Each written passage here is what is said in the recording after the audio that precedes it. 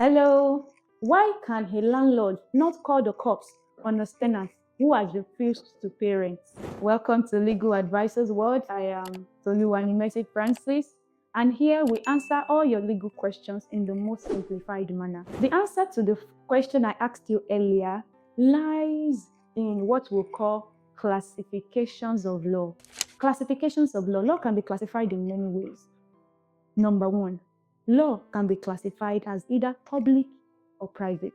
There's what we call public law, and there's what we call private law. Public law regulates the relationship between the government and its citizens, while private law supervises or regulates the relationship between citizens.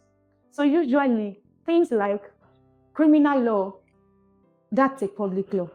Constitutional law, that's a public law. Administrative law, that's a public law. Revenue law, that's a public law.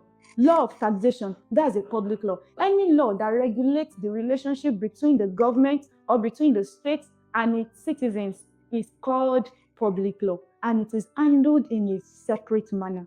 On the other side, any law that merely supervises the relationship between citizens or the rights and duties of individuals, the powers of individuals, the responsibilities of individual citizens, that is a private law. And examples of that are family law, that's the law that regulates family relationship, marriage, divorce, adoption, and all of that.